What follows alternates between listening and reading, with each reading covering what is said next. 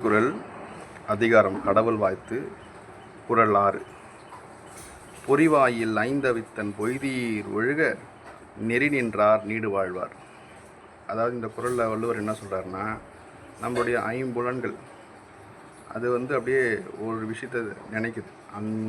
நல்லதா கெட்டதா அதை பற்றி அதுக்கு தெரியாது, அது நினைக்குது.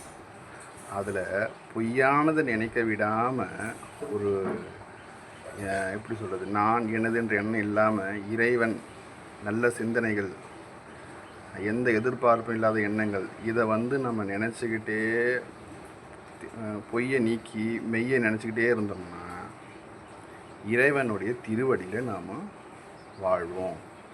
உடல் அளவில் மரணம் வந்தாலும் உயிருக்கு மரணம் இல்லை, மரணம் இல்லாத பெருவாழ்வு வள்ளலார் சொல்லுவார். அதுபோல் இறைவனுடைய திருவடி, இறைவனுடைய ஒளி, அந்த ஒளியில் நாம் கலந்துடுவோம் அப்படின்னு இந்த குறள் மூலிமா வள்ளுவர் நமக்கு சொல்கிறார்.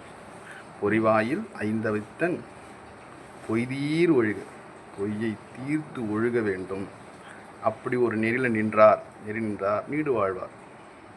இதை குழந்தைகளுக்கு, அக்கம் பக்கம் இருக்கிறவங்களுக்கு எல்லோருக்கும் சொல்லிக் கொடுங்க. அறம் தழைக்கணும், அறம் வளரணும், எல்லோரு மனசுக்கும் அறம் தழைச்சி ஓங்கி நிற்கணும். இதுதான் என்னுடைய ஆசை. சிவாய நம.